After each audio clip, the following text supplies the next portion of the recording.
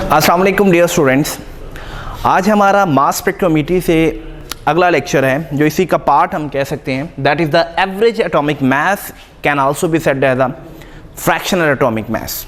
Clear होगी बात की?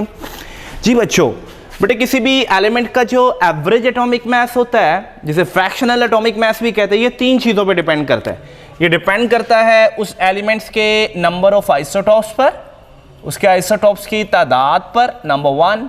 ये बेटे डिपेंड करता है रिलेटिव अबंडेंस ऑफ आइसोटॉप्स, उन आइसोटॉप्स की रिलेटिव अबंडेंस पर, और ये डिपेंड करता है exact messes of isotopes.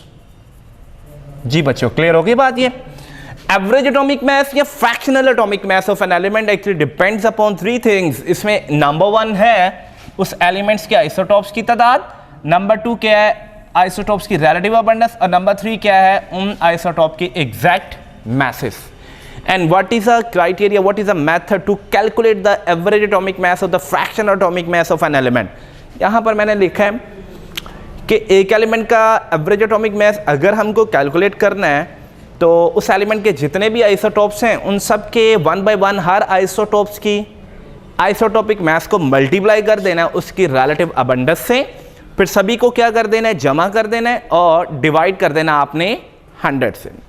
Clear होगी बात? ये लुक एट हियर, इसके लिए मैंने लिखा है for the calculation of average atomic mass of an element multiply the isotopic mass of each isotope with its relative abundance and add them together and divided by 100। For example neon, if you remember कि neon जो है it has 3 isotope. वो कौन कौन से? That is neon 1020, neon 1021, neon 1022, और इनकी relative abundance जो है नियॉन 1020 के 90.92 है, और जो 1021 है इसकी 0.257 है, और 1022 की रिलेटिव अबंडेंस 8.82% है।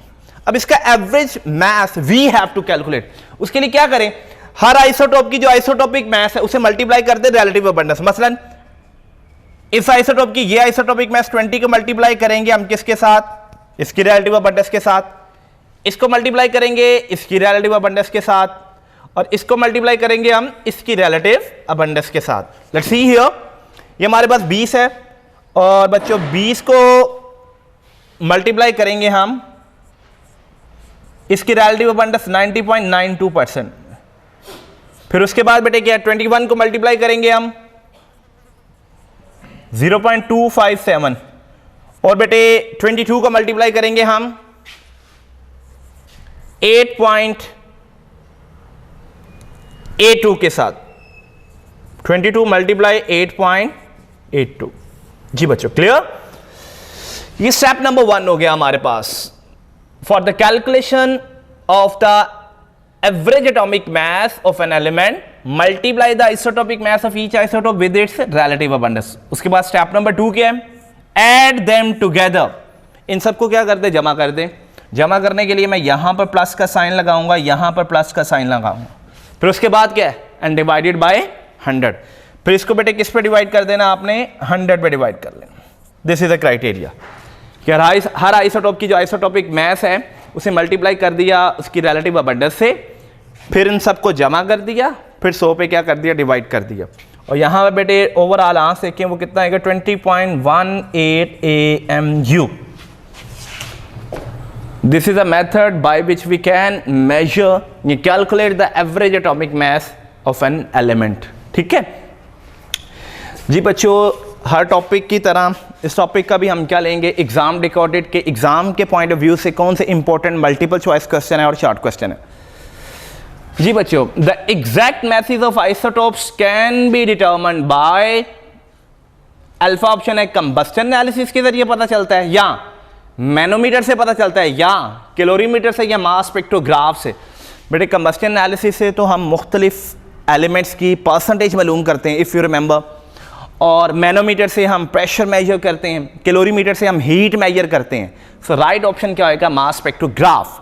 यानी मास स्पेक्ट्रोग्राफ से हम क्या करते हैं, आइसोटोप के एग्जैक्ट मैसेज मालूम करते हैं। बेटे आपको याद होएगा कि मास स्पेक्ट्रोग्राफ मास स्पेक्ट्रोमीटर को ही कहते हैं, it is actually an older name. और पहले इसको क्यों मास स्पेक्ट्रोग्राफ रखा गया था, क्योंकि उसमें इस्तेमाल हुई थी फोटोग्राफिक प्लेट्स, और बाद में से मास स्पेक्ट्रोमीटर जब किया गया तब इसमें फोटोग्राफिक प्लेट्स नहीं थी, तब इसमें इस्तेमाल होते थे इलेक्ट्रॉनिक डिवाइसेस जिसमें इलेक्ट्रोमीटर शामिल है, जिसे आयन कलेक्टर भी कहते हैं, डिटेक्टर भी कहते हैं। बहरहाल इसमें राइट ऑप्शन भला क्या बनेगा, mass spectrograph. The deflection of positive ion of the isotope on ion collector of mass spectrometer depends upon, बेटे आपने एक रिलेशनशिप पढ़ा था mathematical, mass to charge ratio is equal to h² r² / 2e। इसमें m क्या था, mass of the isotopic positive ion, e क्या था, charge on the isotopic positive ion, h क्या था, strength of magnetic field, r क्या था, radius, और e क्या था, स्ट्रेंथ ऑफ इलेक्ट्रिक फील्ड। तो हमें पता है मास टू चार्ज रेशियो अगर ज्यादा है तो रेडियस क्या होगा, ज्यादा होगा।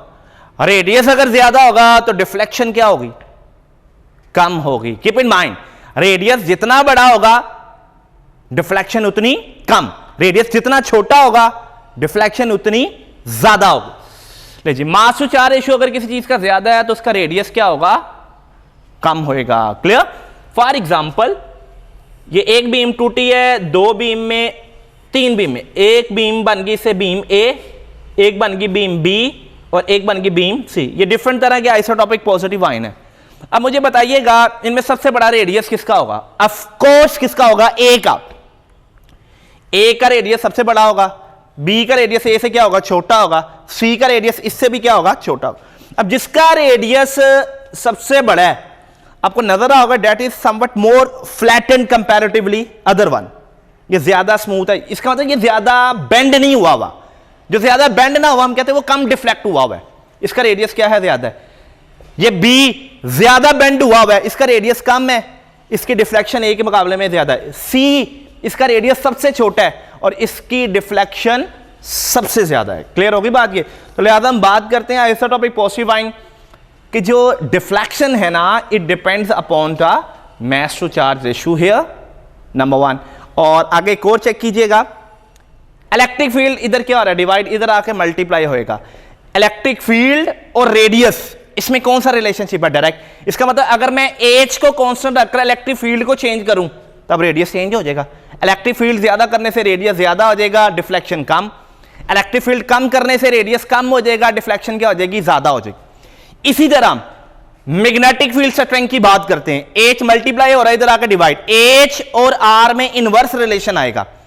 ई को कांस्टेंट रखते हुए अगर हम क्या करते हैं, एच इसे ज्यादा कर देते हैं तो रेडियस क्या हो जाएगा, कम हो जाएगा और डिफ्लेक्शन क्या हो जाएगी, ज्यादा हो जाएगी। क्लियर होगी बात। इसका मतलब जो डिफ्लेक्शन है पॉजिटिव आयन की वो मास टू चार्ज रेशियो पे भी डिपेंड करती है, वो स्ट्रेंथ ऑफ इलेक्ट्रिक फील्ड पे भी डिपेंड करती है, वो स्ट्रेंथ ऑफ मैग्नेटिक फील्ड के ऊपर भी डिपेंड करती है। लेट्स सी हियर अगेन, यहां पर हमने बात की थी the deflection of positive ions of the isotopes on the ion collector of mass spectrometer depends upon number 1 mass to charge ratio, number 2 strength of electric field, number 3 strength of magnetic field. या delta option में क्या रहा है, all of above. So what is the right one जी, exactly तीनों आएंगे ना। Radius या डिफ्लेक्शन इन सभी से क्या होगा, चेंज हो सकता है। उसके बाद which of the following properties always in whole number, whole number 1 2 3 4 5 6 7 8 ये होल नंबर है, फ्रैक्शन में पॉइंट्स आ जाता है। तो कौन सी प्रॉपर्टी होल नंबर में होगी, एटॉमिक मास या एटॉमिक रेडियस या एटॉमिक वॉल्यूम या एटॉमिक नंबर। एटॉमिक मास तो फ्रैक्शन में हो सकता है, ऑक्सीजन का मास 15.99, हाइड्रोजन का मास 1.008, यानी एटॉमिक मास तो फ्रैक्शन में हो सकते हैं। एटॉमिक रेडियस ये भी फ्रैक्शन में हो सकता है, एटॉमिक वॉल्यूम भी हो सकता है। Atomic number is actually a whole number. Atomic number हमेशा क्या होगा, होल नंबर। और ये होता क्या, नंबर ऑफ प्रोटॉन्स क्या होते हैं। So this is the right one. चौथा एमसीक्यूज की एक्सप्लेनेशन हम पहले ही कर चुके हैं, जरा देखिएगा। कीपिंग एच कांस्टेंट, हमने किसे कांस्टेंट रखना है, एच को कांस्टेंट रखना है। इफ ई इज इंक्रीज्ड, अगर ई को ज्यादा कर दिया जाए, स्ट्रेंथ ऑफ इलेक्ट्रिक फील्ड को ज्यादा कर दिया, then the radius of the path follow by cation in mass spectrometer will, radius क्या होगा। सवाल है कि इसको कांस्टेंट कर दिया है एच को, इसे क्या किया, कांस्टेंट। तो बताइए ई ज्यादा करने से रेडियस पर क्या इफेक्ट आएगा? ई डिवाइड हो रहा है, इधर आकर मल्टीप्लाई एक से आपका, तो ई और आर स्क्वायर में कौन सा रिलेशनशिप आ जाएगा? डायरेक्ट। एज को कांस्टेंट कर दिया ना, तो इसका मतलब है अगर इलेक्ट्रिक फील्ड स्ट्रेंथ इंक्रीज करूंगा ऑटोमेटिकली रेडियस भी क्या होएगा? इंक्रीज होगा। और रेडियस इंक्रीज हो तो डिफ्लेक्शन क्या होती है? कम होती है। डिफ्लेक्शन क्या होती है? कम होती है। इसी तरह ई अगर डिक्रीज करता हूं तो रेडियस क्या होगा? डिक्रीज होगा और डिफ्लेक्शन क्या होगी? ज्यादा होगी। यानी हम बात कर सकते हैं आर और डिफ्लेक्शन, रेडियस और डिफ्लेक्शन, इसमें इनवर्स रिलेशन है। ठीक है, बहरहाल हमारा आंसर कि ई ज्यादा करने से रेडियस पर क्या इफेक्ट पड़ेगा, इससे रिलेटेड आंसर था। ई ज्यादा किया है तो रेडियस ऑटोमेटिकली क्या होगा? इंक्रीज होगा। जी बच्चों क्लियर? उसके बाद देखिएगा हमारे पास आ जाते हैं शॉर्ट क्वेश्चंस। इसमें सबसे पहले आ जाता है व्हाट आर आइसोटोप्स और how do you deduce the fractional atomic masses of elements from there relative abundance. Give 2 example in support of your answer. Isotope के बारे में हम लास्ट लेक्चर के अंदर पढ़ चुके हुए हैं कि these are the atoms of same element which have same atomic number but different atomic masses या mass नंबर। एक ही एलिमेंट के ऐसे एटम्स जिनके एटॉमिक नंबर तो सेम होते हैं लेकिन एटॉमिक masses या mass नंबर क्या होते हैं? डिफरेंट। उन्हें हम क्या कहते हैं? आइसोटोप्स। इसका दूसरा पार्ट क्या है कि how do you deduce fractional atomic masses of element from relative isotopic abundance. किस तरह निकाल? तो इसको कैलकुलेट करने का तरीका बेटे यहां पर हमने लिख दिया हुआ है। एवरेज या fractional atomic mass of an element किस तरह कैलकुलेट करते हैं? तो for the calculation of average atomic mass या fractional atomic mass of an element, multiply the isotopic mass of each isotope with its relative abundance या isotopic abundance, add them together and divided by 100। किसी भी element का fractional atomic मास निकालना है तो क्या करेंगे? उस एलिमेंट के हर आइसोटोप की आइसोटोपिक मास को मल्टीप्लाई करेंगे उसकी रिलेटिव अबंडेंस या परसेंटेज अबंडेंस के साथ। फिर उसके बाद इन सबको क्या करेंगे? जमा करेंगे और 100 पे क्या कर देंगे? डिवाइड कर देंगे। जिस तरह हमने एग्जांपल ली थी, ये नियॉन के 3 आइसोटोप हैं, नियॉन 1020, 1021, 1022, और 1020 की रिलेटिव अबंडेंस या आइसोटोपिक अबंडेंस या परसेंटेज अबंडेंस कितनी है? 90.92%। नियॉन 1021 की रिलेटिव अबंडेंस कितनी है? 0.257%। नियॉन 1022 की रिलेटिव अबंडेंस कितनी? 8.82% इसकी क्या है? रिलेटिव अबंडेंस है। तो एवरेज या फ्रैक्शनल एटॉमिक मास कैलकुलेट करने के लिए क्या करें? आइसोटोपिक मास को मल्टीप्लाई करें रिलेटिव अबंडेंस से। 20 को मल्टीप्लाई किया 90.92 से, 21 को मल्टीप्लाई किया 0.257 से, और 22 को मल्टीप्लाई किया 8.82। फिर उसके बाद इन सबको जमा किया और 100 पे डिवाइड कर दिया। ये आ गया आपके पास एवरेज एटॉमिक मास। यहाँ क्या आ गया? फ्रैक्शनल एटॉमिक मास। जी बच्चों क्लियर? उसने कहा था 2 आपने क्या करने हैं एग्जाम्पल। एक एग्जाम्पल तो ये है, एक एग्जाम्पल बेटे आपका होमवर्क है, वो खुद से कैलकुलेट कीजिएगा। वो क्या है? ब्रोमीन के बेटे 2 आइसोटोप होते हैं। ब्रोमीन के कितने आइसोटोप होते हैं? 2। एक ब्रोमीन होता है ब्रोमीन 3579 और एक होता है ब्रोमीन 3581। ठीक है बच्चों? यानी एक का मास 79 है, एक का मास 81 है। जो 79 वाला है बच्चों, इसका रिलेटिव अबंडेंस कितना होता है? 50.54%। इसकी आइसोटोपिक अबंडेंस या रिलेटिव अबंडेंस कितनी होती है? 50.54%। और जो ब्रोमीन 3581 है, इसकी कितनी होती है? 49.46% रिलेटिव अबंडेंस। बेटे इसको भी एग्जैक्टली ऐसे ही इनकी एवरेज एटॉमिक मास या फ्रैक्शनल एटॉमिक मास कैलकुलेट कर। यानी इस केस में हम क्या करेंगे? 79 को मल्टीप्लाई करेंगे 50.54 से, 81 को मल्टीप्लाई करेंगे 49.46 से, फिर इन सबको क्या करेंगे? जमा करेंगे और 100 पे क्या कर देंगे? डिवाइड कर देंगे। वो क्या आ जाएगा आपके पास? Average atomic mass of bromine आ जाएगा। क्लियर? इस तरह 2 एग्जांपल इसके साथ आ गए। उसके बाद how does mass spectrograph shows the relative abundance of isotopes of an element. एक मास स्पेक्ट्रोग्राफ जो होता है वो एक एलिमेंट के आइसोटोप की रिलेटिव अबंडेंस को किस तरह जाहिर करता है? अब नियॉन के केस में ये मैंने एक बनाया है मास स्पेक्ट्रम। दिस इज अ, फर्ज करें ये मास स्पेक्ट्रम किसका? नियॉन का। तो नियॉन के मास स्पेक्ट्रम में आपको लास्ट लेक्चर में याद था कि 3 पीक्स हासिल हुई थी। एक हासिल हुई थी 90.92% पर, एक हासिल हुई थी हमारे पास 0.257% और एक हासिल हुई थी हमारे पास 8.82% पे। ये थी 20 ये थी 21, ये थी 22। तो क्वेश्चन है हमारे पास, how does mass spectrograph shows the relative abundance of isotope of an element. Mass spectrograph एक एलिमेंट की रिलेटिव अबंडेंस किस तरह जाहिर करता है। बेटे मॉडर्न केमिस्ट्री जो आजकल इस्तेमाल हो रही है उसमें मास स्पेक्ट्रम को मास स्पेक्ट्रोग्राफ भी कहा जाता है। वैसे तो मास स्पेक्ट्रोग्राफ पहले इंस्ट्रूमेंट का ही नाम था, लेकिन आजकल मास स्पेक्ट्रम को मास स्पेक्ट्रोग्राफ भी कहा जाता है। बहरहाल अगर मैं इंस्ट्रूमेंट का भी नाम ले तो कोई प्रॉब्लम नहीं है। तो आप कहिएगा कि मास स्पेक्ट्रोग्राफ जो है ना एलिमेंट्स के आइसोटोप की रिलेटिव अबंडेंस जाहिर करता है मास स्पेक्ट्रम की शक्ल में। किस शक्ल में? मास स्पेक्ट्रम की शक्ल में। So here we can write that mass spectrograph show the relative abundance of isotopes of an element in the form of mass spectrum. और अगली बात, in the mass spectrum height of the peak, in the mass spectrum height of the peak show the relative abundance of isotopes। Clear होगी बात। ये mass spectrum के अंदर जो peak की हाइट है वो हमें क्या बताती है? Relative abundance. And the number of peaks tells us total number of isotopes. Number of peaks tells us total number of isotopes and the position of peaks tells us the mass number of isotopes. जी बच्चों clear होगी बात ये।